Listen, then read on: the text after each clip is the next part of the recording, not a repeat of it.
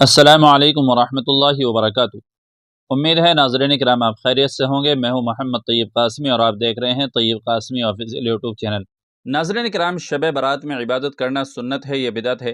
چونکہ ہمارے یہاں اکثر اس طرح کی باتیں سننے میں آتی رہتی ہیں کہ کوئی کہتا ہے کہ عبادت کرو اور کوئی اس کے برخلاف کہتا ہے۔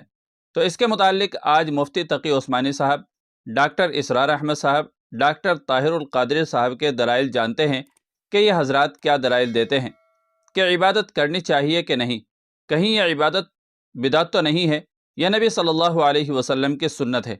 اس کے بعد انشاءاللہ العزیز میں آپ کی خدمت میں ایشیا کی عظیم دینی درسگاہ دارالعلوم دیوبند کا فتویٰ بھی پیش کروں گا۔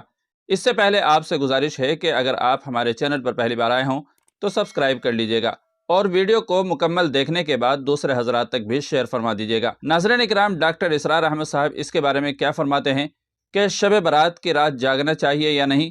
ڈاکٹر طاہر القادری صاحب کی اس بارے میں کیا دلیل ہے؟ اور حضرت مفتی تقی عثمانی صاحب اس سلسلے میں کیا فرماتے ہیں؟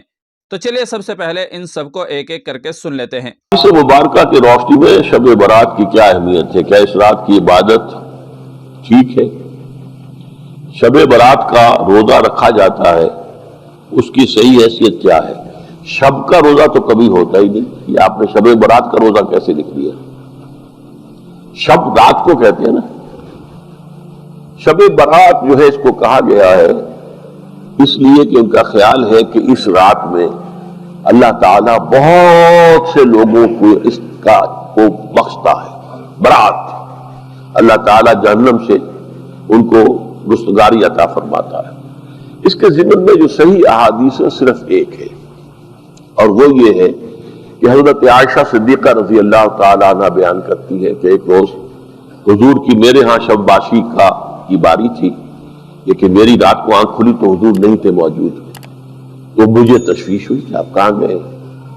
تو میں ڈھونڈتی ہوئی وہ یا کسی اور کو آپ نے بھیجا، بہرحال مجھے پوری تفصیل یاد نہیں ہے، تو معلوم ہوا کہ آپ جنت البقیع میں گئے ہوئے ہیں اور وہاں پر استغفار کر رہے ہیں اللہ سے، اور تمام جو بھی وہاں پر مردے دفن ہیں ان کے لیے مغفرت کی دعا کر رہے ہیں۔ بس یہ ثابت ہے۔ ماہ شعبان کی اختصاص اور اس کی فضیلت کا بطور خاص انکار کرنا، یہ کسی شخص کے علم میں کمی، مطالعہ میں کمی اور نقص ہو سکتا ہے۔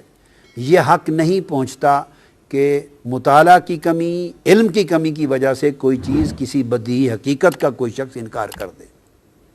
اسی طرح بعض اوقات بعض لوگ، بعض سپیکرز، بعض سکولرز، بعض تبلیغ کرنے والے، خطاب کرنے والے بے دھڑک کہہ دیتے ہیں کہ شب برات کی کوئی حقیقت نہیں ہے، اور 15 شعبان معظم یعنی شعبان کے نصف شب کی، جو نصف شعبان کی اس مبارک رات کی کوئی فضیلت، کوئی اہمیت اور کوئی تخصیص نہیں ہے، بے دھڑک بیان کر دیتے ہیں کہ یہ بھی سراسر زیادتی، اسلام پر زیادتی اور اپنی جہالت پر پردہ ڈالنے کے مترادف ہے۔ حضور علیہ السلام نے فرمایا کہ آدھا علم ہے اپنی لا علمی کا اقرار کر لینا۔ اگر کسی کے علم میں ایک چیز نہیں ہے اور وہ کہے کہ میرے مطالعہ میں نہیں گزری، تو یہ بڑی تقویٰ کی بات ہے، اچھی بات ہے۔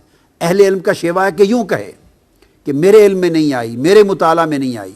یہ حق نہیں پہنچتا کہ کہے اس کی کوئی حقیقت نہیں۔ حضور علیہ السلام نے فرمایا، اور یہ سنن نسائی میں ہے، جس میں آقا علیہ السلام نے فرمایا اس مہینے میں اعمال اٹھائے جاتے ہیں اللہ کے حضور ماہ شعبان میں، اور میں مسلسل روزے اس لیے رکھتا ہوں کہ میں محبت کرتا ہوں کہ میرے اعمال ماہ شعبان میں اللہ کے حضور پیش ہوں، تو میں صائم ہوں، یعنی روزہ دار۔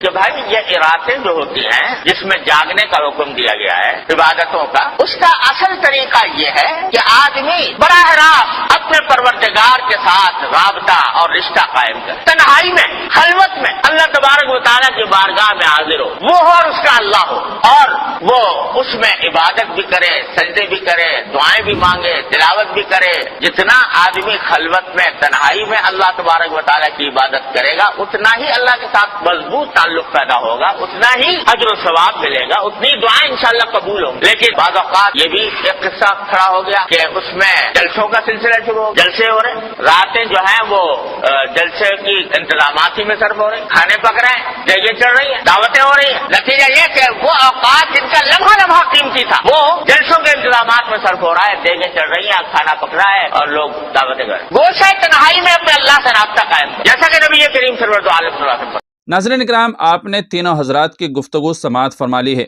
याद रखिए कि शब बारात कोई आम रात नहीं है। नाज़रीन इकराम, अब इसके बाद मैं आपकी खिदमत में मादर इल्म दारुल उलूम देवबंद का फतवा पेश कर रहा हूँ कि उसमें शब बारात और 15 शाबान के रोज़े के बारे में क्या कहा गया है। चुनांचे मादर इल्म दारुल उलूम देवबंद से सवाल किया गया है, शब बारात का रोज़ा रखना चाहिए और कितने नफिल होंगे और क्या इबादत करनी चाहिए। तो इस सिलसिले में मादर इल्म दारुल उलूम देवबंद की तरफ से जवाब दिया गया है। मुलाहज़ा फरमाए, बिस्मिल्लाहिर्रहमानिर्रहीम। शाबान का रोज़ा फ़र्ज़ और वाजिब नहीं है, मुस्तहब है, यानी आम नफिल रोज़ों से इसका सवाब कुछ ज़्यादा है।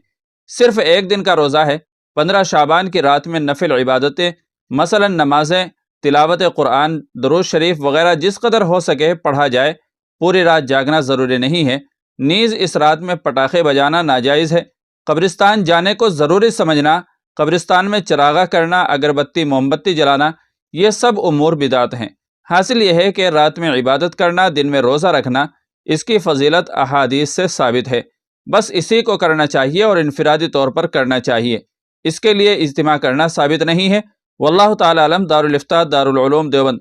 तो नाज़रीन इकराम, क्यों ना इबादत करके अपने रब को राज़ी कर लें, तौबा इस्तिग़फ़ार करें, अपने रब को सच्चे दिल से मना लें। अल्लाह तबारक व तआला को मनाने की रात है।